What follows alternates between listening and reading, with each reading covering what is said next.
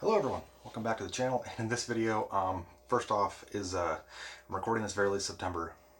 I didn't have anything for Septandy this year, which is a partial lie because I did have a plan for Septandy. It was me restoring a TRS type of computer, but two things happened. The first was I started the restoration on the Osborne Portable 1, and I didn't want to have multiple vintage computers torn apart at once. That way I didn't get stuff mixed around or anything like that. It was foolish on my own part to start another restoration knowing September was coming so close, but I figured I was going to get it done before September. But the other thing that happened was the perils of home ownership. I received a notice in the mail for my homeowner's insurance, legal jargonly requesting that I address some issues with my exterior portion of my house. Specifically, they wanted me to repaint my garage, my window trim, and clear away brush, which was stuff I was getting to anyway, but they saw it and decided to jump the gun a little bit. But anyway, yeah, that's why I didn't have anything ready for Septandy, because with my full-time job and my wife's work hours being kind of weird, and taking care of my kid, which requires constant attention, it was house stuff or YouTube stuff, and I took, house stuff comes first. It always does. But anyway, yes, that's why I didn't have a video for Septandy. So I'm going to rectify that next year with restoring at least one Tandy product, hopefully. But anyway, yes. This video is going to be kind of a different one because I'm going to just be talking about some different computers I have in my collection. From the title, I'm going to be talking about my Apple collection, my very unusual Apple collection, because it's not really anything specific. Like, it's not just Apple II, it's not just Macintosh or anything like that. It's just Apple products that I've been collecting over the past few years. So yeah, it's just a collection of apples that I have. A bushel of apples, if you will, which probably is going to be the title of the video. Anyway, first off, let's start with the obvious one. My Apple II Plus. So I did a restoration video on this earlier, I think last year on the channel actually. And it was actually in remarkably good shape. It does have some etching here from the previous school it came from, which in that video I mentioned it's actually just maybe a couple, like not even an hour away from where I live now. But I did a restoration on it. And so this thing's kind of down for the moment. The power supply is actually taken out of it. Because when I did the restoration on this, there was a sticky note on top that said bad cord or bad card. I couldn't read it because it was kind of smudged. I thought it meant bad cord because the AV backpack module that was on the back of this, which apparently, from what somebody says, is actually just as rare as this machine, which, okay, I don't fully know. I have been doing a lot more research on this particular model anyway. And actually, about 8 months ago, I found a disk drive controller card out of an Apple IIe that controls the newer style 5.25 drives, which is fully backwards compatible with this unit. And I put it in here to try and control a floppy disk drive, which it did control it. It's one of these cards that takes the newer 19-pin style drives. Not the 3.5 drives, because this isn't one of the rare Liron cards. It's just a 5.25 drive controller card from a newer Apple. But anyway, I put that in here to try and control the drive because I did pick up a DOS 3.3 floppy, but it wouldn't read because it required a 64K system. It was a extended version of it, I guess. So it didn't want to work, but I was making progress. So I decided to hook this up into a Windows 10 laptop Windows 8.1 laptop that I have, my HP that I showed in another video that I used to use for editing. And I was going to use ADD Pro on the audio cabling to make a diagnostics disc. My thought was maybe there's something still wrong with the RAM on this, and that's why it won't load certain programs. It wouldn't even load ADD Pro. I mean, it loaded the main ADD Pro system, but it wouldn't fully make a diagnostics disc. Apparently I need the more memory to do this. But I also kind of had this thought of, well, maybe it's the audio cabling, because maybe the audio thing is unstable. So I actually picked up, on one of my multiple trips to the scrapyard, I picked up quite a few Apple expansion cards. This one is a Super Serial 2 card, and I do have the cable for it. I popped that in here, and I was going to try and do the serial cabling. But unfortunately, something else really weird happened. It didn't want to work. It was still giving me fits. So my first thought was maybe the serial card's bad because it was in the scrap pile.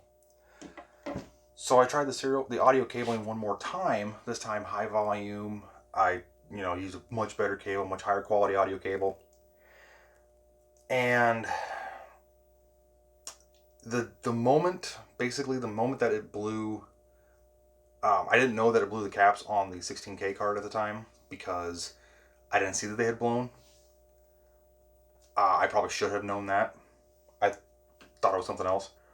And tried the audio cabling again. And the reefer cap in the power supply blew out. Violently. Like a big puff of smoke out of it. That's the only damage, though, is the reefer cap. So it's actually torn out of here right now. It is currently in a box on a shelf in my computer room with a sticky note that says order cap kit from Console 5. Not sponsored, not affiliated, just I bought a cap kit from them for the Mac Classic, which you'll see here in a second.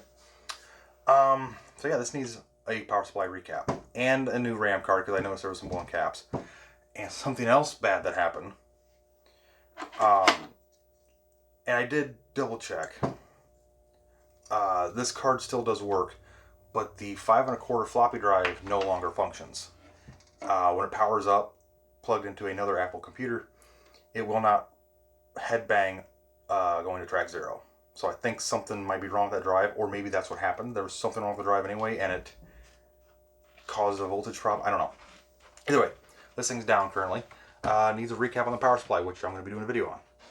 Speaking of the Macintosh Classic, my Macintosh Classic. One of the 3 that I had that I started a restoration series on a couple years ago. I restored this one back to fully functional, fully maxed out specs with the working hard drive,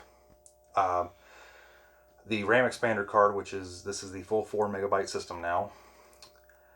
And it's actually been a really fun little machine. I've actually been messing with it a little bit, except for one problem. The floppy drive quit working. Now, it still ejects, and it still accepts floppies. It will not format them, and it won't read Mac formatted floppies. I do have a floppy that is formatted for a Mac. It will not read it. The external floppy drive does work. It will read floppies and say they're not Macintosh floppies, but the internal floppy drive doesn't work. So I don't know what's going on with it. I need to tear this back apart and swap it out with one of the other floppy drives from the other units. Speaking of that, I have not yet recapped the other good classic board with the tantalum caps yet. It's been on my to-do list. I just need to do it because that one's going to be a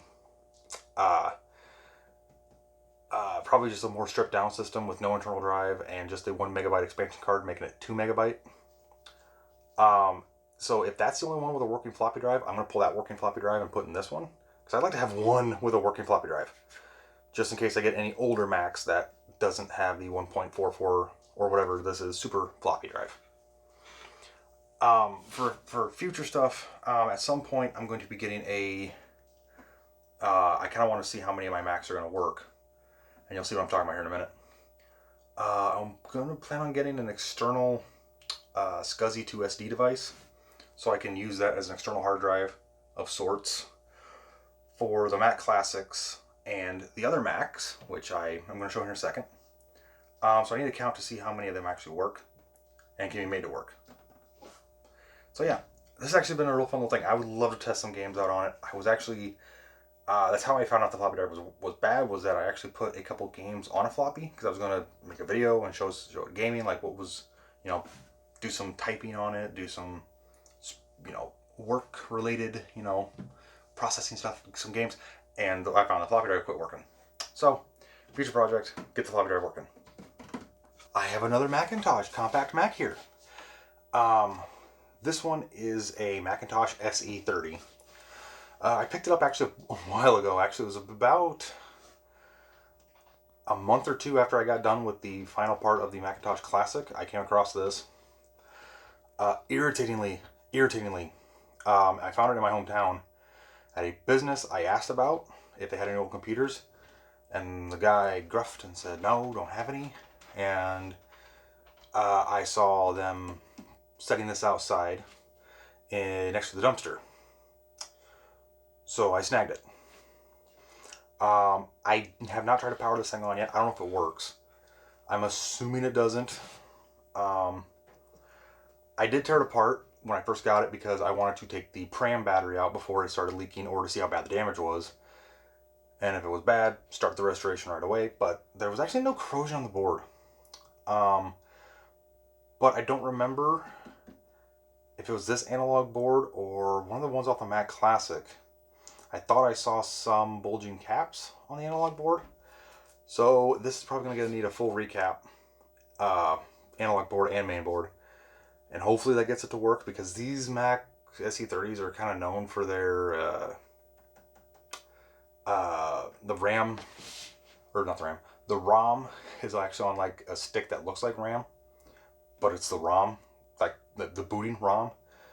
Apparently they're known for going bad, so that's going to be a thing. This is going to be a whole other video to get this thing working, hence why I said I want to get a external SCSI to SD device, like a blue SCSI or something, so that I have a bootable drive for this, because I'm pretty sure this drive's dead too.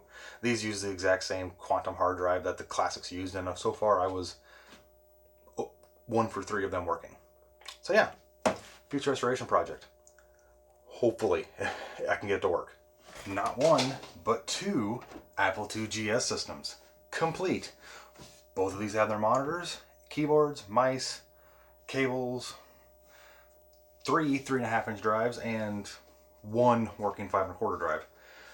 So I picked both of these up at completely different times, at way different times, and under ways different circumstances. So I do want to make a correction on a previous video.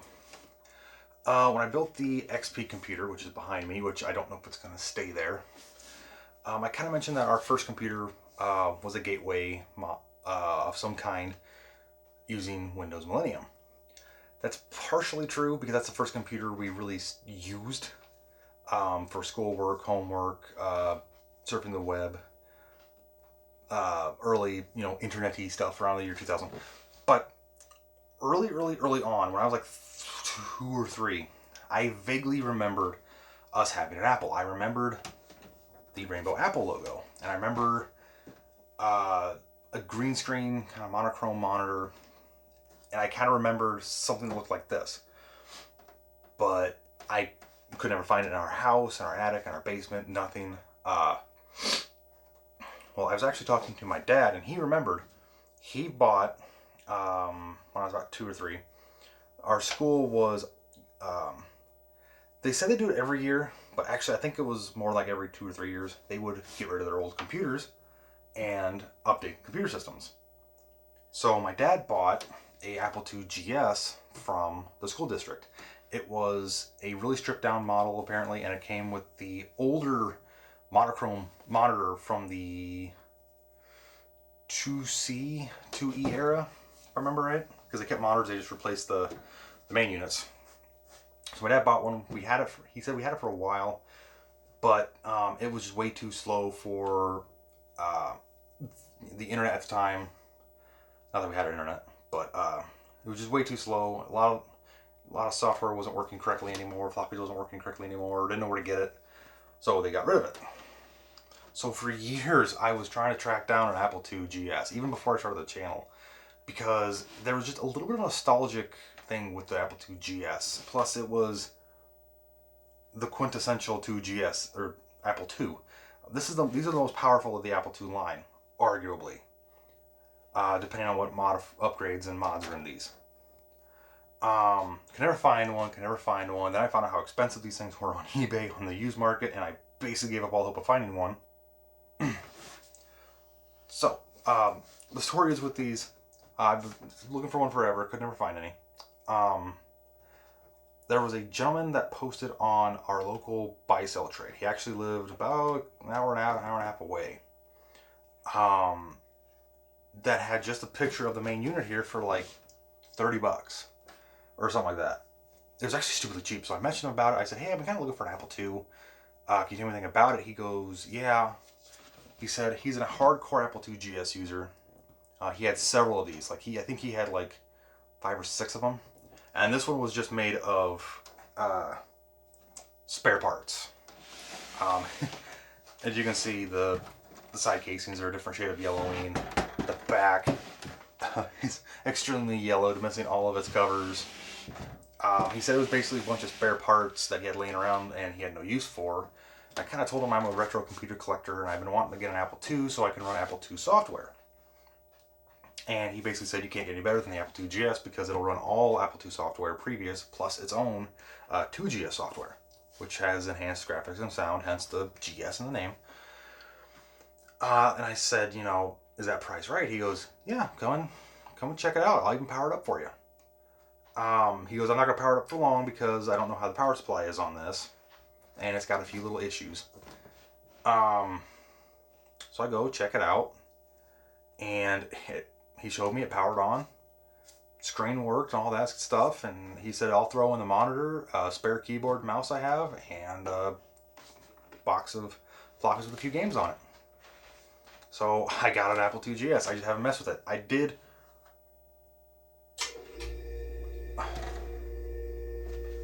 Thank you, freezer. I did open it up just to make sure the battery hadn't leaked and there's no damage. So I don't know about any expansion cards in here. I'm not an Apple II person.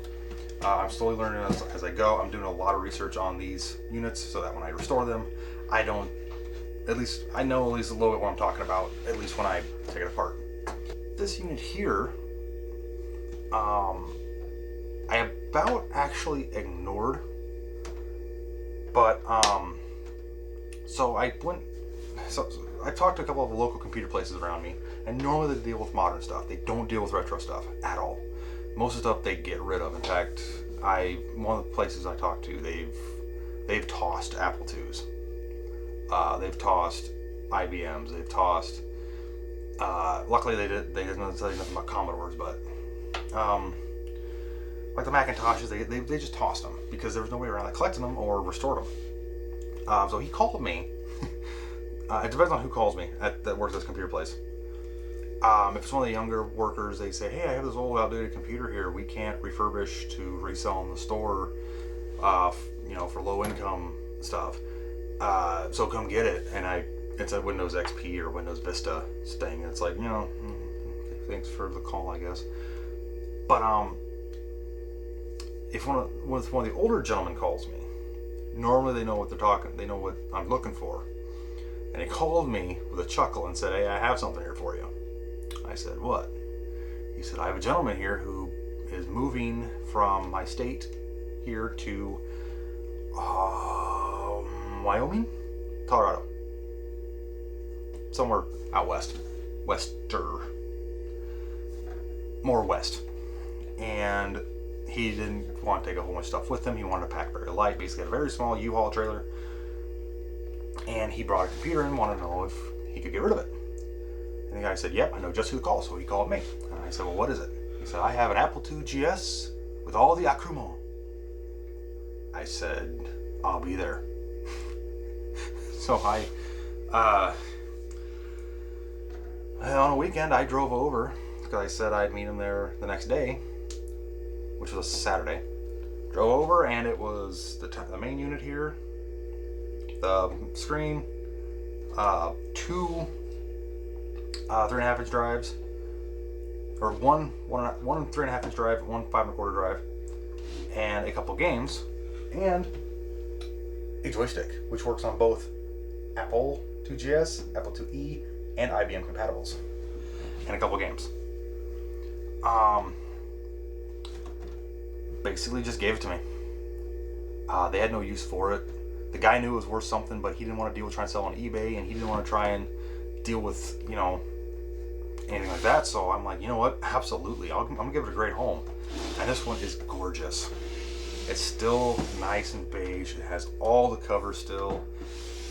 I've actually taken this one apart. It has a different power supply than what I was expecting. I know this one's kind of that weird, like, brassy bronze color with a steel one. This one's kind of like the housing's made out of aluminum. And this one's bone stock. The only expansion in here is the memory expansion card, which only has an additional 256K. So it's a total of 512K system. So it won't run GSOS, which is fine.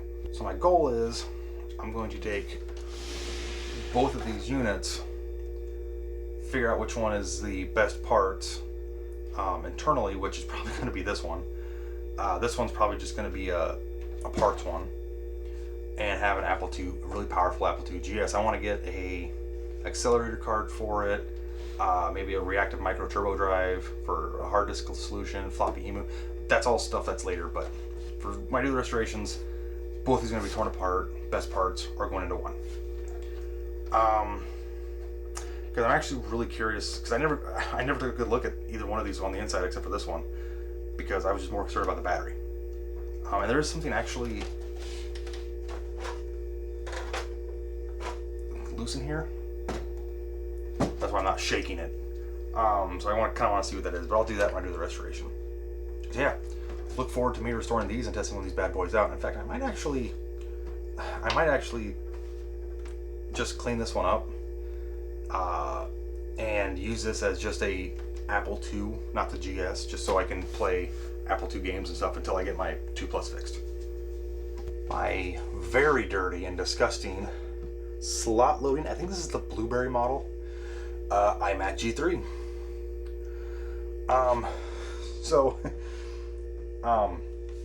This one came from a hoarder house. My boss had called me. A friend of his had bought basically an abandoned acreage. Guy passed away, just hoarder to the extreme. He was a self-proclaimed computer guy. I did pull a lot of neat stuff out of the garage. A lot of it was damaged, but the stuff that was good was still good. This was actually sitting just inside the garage door. Luckily it was out of the elements, but you can see it's extremely yellowed. It's extremely dirty. Specifically, it is a 350 megahertz model. I did power this thing on and test it out because I was curious. If I remember correctly, I do believe the slot load worked. I fiddled with it for a little bit. It's from a school. Actually, another school is actually pretty close by to me, which is strange because the school I'm thinking of, I didn't think would have had the funding to buy the iMacs, but anyway, this one's gonna get a full part restoration. My only problem is how yellow the plastic is. I have not found any forum that's talked about how to restore these plastics. They are severely yellowed. I would assume retrobrite, but I don't know how to retrobrite this clear plastic. I don't even know if it can be retrobrited. In fact, I don't even know if it can be brought back to its original luster. But at least clean it. Get all the cobwebs and stuff out of it, because I can see there's some dirt and stuck to the inside. But it does power on, it does work. It has OS 9 on it. It's like 9.5.2 or something. Stock amount of RAM, 64 megabyte. No FireWire. So this one is going to be cleaned up, restored, and the goal is to install OS 8.6. So the reason for this is the Apple IIgs is going to have System 6 on it when I get the hard drive solution for it. And I want one of these to have OS and a version of OS 8 because that gives me an option for playing old games. So that's the goal for this one. This one is a little bit newer. This one is I actually don't remember what this one is. I think this is the 750 megahertz or 600 megahertz one. It's a later snow model with Firewire. This one came from a garage sale. They knew nothing about it. In fact, it was their mother's or something, their aunt's, and they said it was locked with a password. So I need to completely reinstall the operating system onto this. It currently has OS X on it. I believe it was 10.2. It does power on. I did attempt to reinstall a operating system into this. The disk drive doesn't work. So this needs to have a little bit of service onto it. The thing is, I do have a second one of these. I'm not going to go get it because it's out in my garage and it is disgustingly nasty. You thought the previous one was yellowed? No. That one is like the color of you better drink some water because you're dehydrated. Yellowed. That one doesn't even power on. It just chimed with the screen. I hear crackling coming from inside. It's just destroyed, but it does have the DVD. I believe this is a DVD-ROM. I believe it's a DVD-ROM just like this one. So I'm going to tear that one apart. It's already broken. Like the casing is all popped open and the screen's kind of crooked. And I'm going to strip it for parts for this one. This one's going to get System 9 point something. Because again, I want to have a overlap system that I can use to play Mac and PC or Mac games.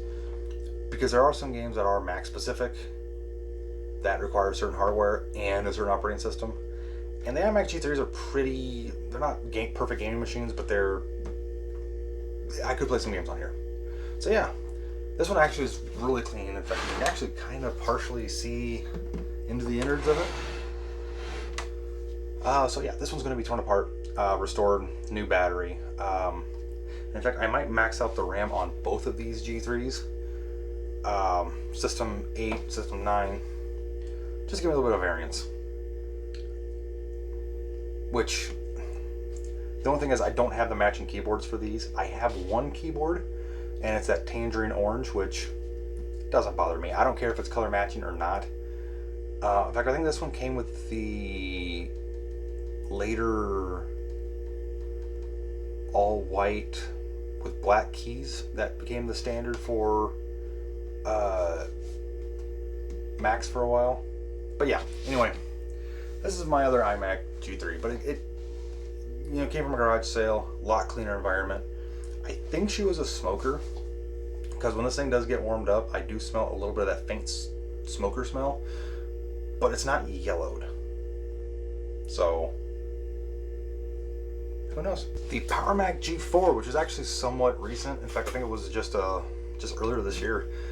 Talked about picking this thing up because I was kind of wanting to find a later Apple product because I need something that I can use to make the installation media for the iMac G3s. And apparently, most of the ISOs I've been finding are in a format that you need a Mac to burn them. So luckily this has a CD burner in it. Yeah, this one doesn't need much at all. It was, if you remember from the video, it was actually very clean. The guy I got it from, he kept things clean.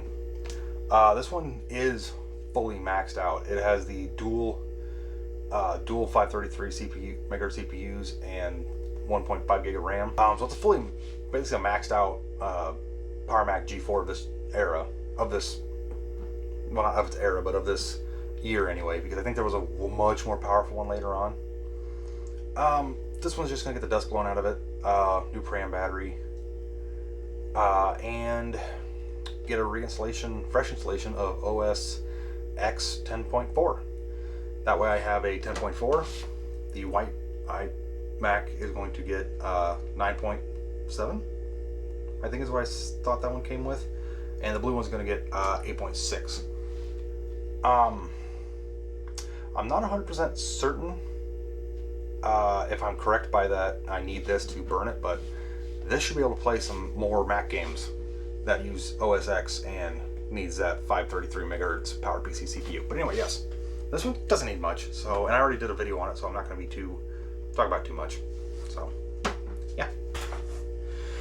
This Behemoth, I actually have two of these, and they're both very beat up and very much in a state of not working. I don't know if I'm going to do restorations on these on videos because I don't know what's wrong with them. Neither one boots, neither one posts, neither one does anything besides the fans turning on. I got both of them from the exact same place. I think they said one quit working and then the other one just quit working, and they kind of cannibalized it for parts for the working one. So yeah, it's missing some parts. It's missing the video card. I think it's missing the RAM. But luckily, this is not the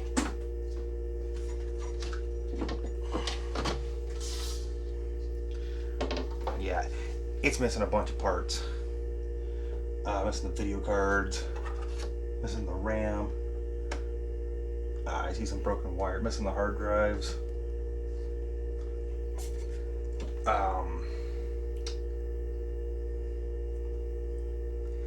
So yeah, not 100% sure if I'm going to get these to work.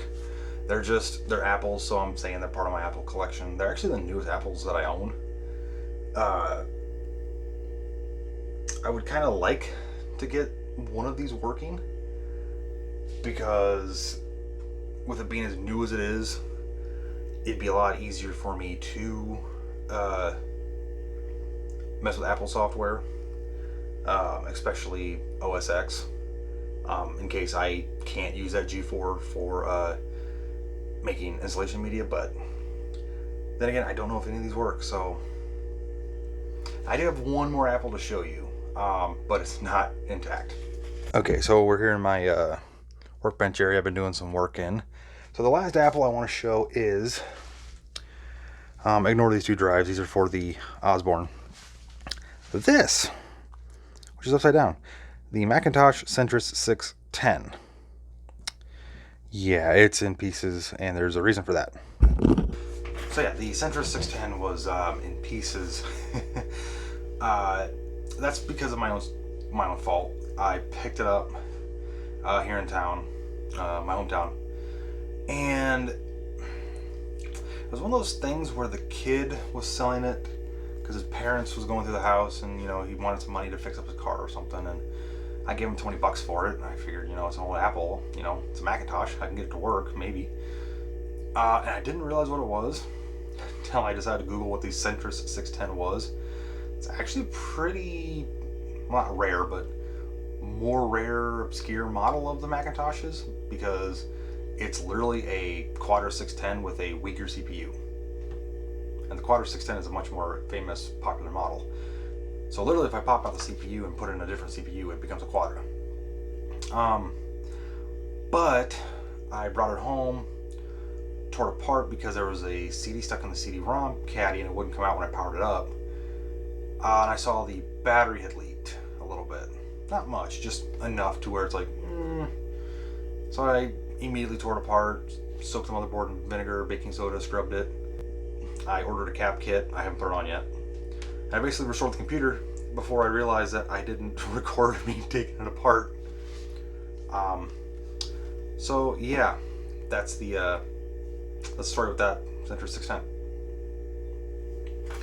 So yeah, anyway, that is all of my apples in my Apple collection. A bushel of apples, if you will. So yeah, each one of those has issues that needs addressed, including the ones I've already restored. But that was my own fault for the Apple II, because I was told not to use it too much because I will blow a cap out of it, and I did. I'm kind of surprised that the floppy drive doesn't work in the Macintosh Classic, but hey. So yeah, be on the lookout for those future restorations and retrospectives and gaming on them once I get around to it. With that being said, thanks everyone for watching the video. Sorry for not having a Septandy video ready, but I had to take care of some other stuff, which it happens. Real life.